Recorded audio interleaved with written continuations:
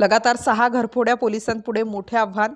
रोहा तालुक्यातील नागोठणे येथे चोरांचा सुळसुळाट। लगातार 6 घरफोड्या पोलिसांच्या पुढे मोठे आव्हान। नागोठणे या ठिकाणी लगातार 6 घर सोडून मुद्देमाल घेऊन गेलेले आहेत। नागोठणे येथे हुजरा मोहल्ला येथे एकाच बिल्डिंगमध्ये 2 ब्लॉक फोडून आतमधून लग्नासाठी आणलेला ऐवज ज्या वस्तू होत्या त्या चोरट्यांनी पळून नेल्या। दरवाजाचा लॉक फोडून आपला कडप्पा तोडून लोखंडी रॉडने इतर ब्लॉकवाले जागे होऊ नये म्हणून त्यांच्या घरांच्या कड्या लावून हा सगळा पराक्रम चोरट्यांनी केला आहे। पोलिसांपुढे आज मोठे आव्हान आहे की या चोरट्यांना लवकरात लवकर पकडून जेरबंद करून नेलेला मुद्देमाल हा परत मिळावा। याकरिता ज्यांच्या घरी चोरी झाली ते आशा करत आहेत की नागोठणे पोलीस ठाण्याचे अधिकारी सचिन कुलकर्णी व त्यांचे पदाधिकारी पथक मोठ्या प्रमाणात तैनात होऊन या चोरट्यांचा शोध घेत आहेत। माननीय जिल्हा पोलीस अधीक्षक आचल दलाल यांच्या मार्गदर्शनाखाली सर्व रायगड जिल्ह्याचे पथक व नागोठणा पोलीस ठाण्याचे अधिकारी सचिन कुलकर्णी यांचा शोध घेत आहेत।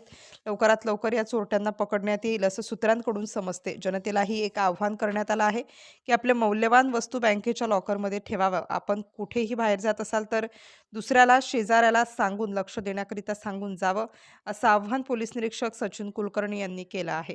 राष्ट्र माझा लाईव्ह न्यूजसाठी संजय गायकवाड, पेण, रायगड। काय परिस्थिती झाली होती? आपल्या घरातल्या मौल्यवान वस्तू गेलेल्या, काय नेमका प्रकार घडला होता?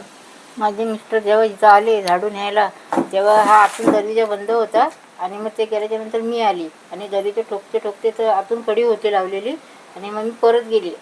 दिराला आवाज दिला, भाऊ भाऊ भाऊ, ते काही उठतच नव्हते। मग मी परत त्यांना सांगायला गेली की ते भाऊ उठतच नाही। मग ते आले पाठीमागच्या दरवाजाने आणि हा दरवाजा खुल्लाच होता। काय वस्तू वगैरे तुमच्या गेल्या काय? हो, अंगठ्या गेल्या, चैनी गेल्या, लहान मुलाची चैन गेली, दिराची चैन गेली, अंगठी गेली। पैसे वगैरे? हो, पैसे पण गेले। घरात फक्त माणसं होती का? माणसं कोणच नव्हती। ही लोक मुंबईला गेली, लग्नाला गेलेलो। लग्नाला गेलात मग घर बंद होतं? हां, म्हणजे मी शुक्रवारी गेली आणि हे रविवारी गेले। आता काय कोणाला अशी दुखापत वगैरे काय नाही. काहीच नाही, कारण की आम्ही डायरेक्ट सकाळी आलो 7:30 वाजता। तेव्हा कळालं की घरामध्ये असं काही गोष्टी घडल्यात म्हणून। हा ताई वगैरे होत्या ना, मग त्यांनी सगळं बघितलं। नंतर मग आम्हाला फोन केला की असं असं झालंय म्हणून। ते बंद कपाट सगळं फोडून? हा, ते सगळं त्यांनी फोडून हा वगैरे फोडला, काढलं। तो फोडला, परत बारक्या पोराचा तिकडे पण सगळं तोडून पलंग हे गेला। म्हणजे बऱ्याचशा मौल्यवान वस्तू हो. तुमच्या नेल्या।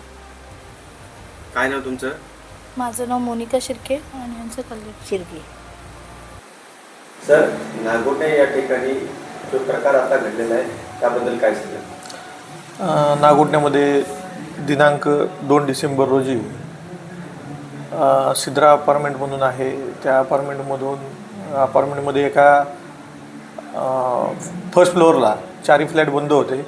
ते 4 बंद फ्लॅटमध्ये घरफोडी करण्याचा प्रयत्न करण्यात आला। त्यातील एका फ्लॅटमधून ऐवज गेलेला आहे, त्याची तक्रार दाखल करण्यात आलेली आहे। गुन्हा रजिस्टर क्रमांक 187/23, त्यामध्ये एकूण 27,000चा माल गेलेला आहे। त्याचप्रमाणे 3 डिसेंबरला पुन्हा रात्री अशाच प्रकारची घरफोडी रमाईनगरमध्ये झालेली आहे। त्या ठिकाणाहून 2 ठिकाणी घरफोडीचा प्रकार झालेला आहे। त्या ठिकाणी 7 ते 8 घरं बंद होती, परंतु 2च घरं फोडण्यात आलेली आहेत। बाकीचे 5 ते 6 घरांना कुठेही धक्का लागलेला नाही, याच्यावरून रेकी करून या घरांमध्ये घरफोडी झालेली आहे। सदर ठिकाणे आम्ही फॉरेन्सिकची टीम, डॉग स्क्वॉड तसेच फिंगरप्रिंट एक्सपर्ट यांचे सर्व तपास केलेला आहे। त्याचप्रमाणे फॉरेन्सिक टीम आजही त्या ठिकाणी काम करत आहेत। लोकल क्राईम ब्रांच तसेच आमचे पोलीस ठाण्याचे पथक, पोलीस उपनिरीक्षक सूरज पाटील, पोलीस हवालदार रुईकर, पोलीस हवालदार अथर्व पाटील, पोलीस शिपाई बांधनकर, पोलीस शिपाई कदम हे सदर केसवरती सद्य परिस्थितीमध्ये काम करत आहेत। सर्व ठिकाणी तपास पथक रवाना करण्यात आलेले आहेत। संशयित आरोपितांचे फुटेज प्राप्त करण्यात आलेले आहे। त्याचप्रमाणे इतरही तांत्रिक विश्लेषण चालू आहे। तांत्रिक आणि वैज्ञानिक विश्लेषणाच्या आधारावरती लवकरच आरोपी ताब्यात घेत आहोत।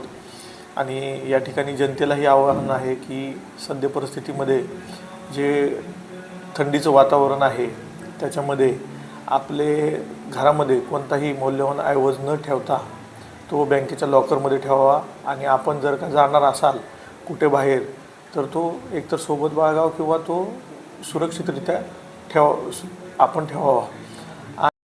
घडामोडी जाणून घेण्यासाठी राष्ट्र माझा लाईव्ह न्यूज चॅनलला सबस्क्राईब व लाईक करा।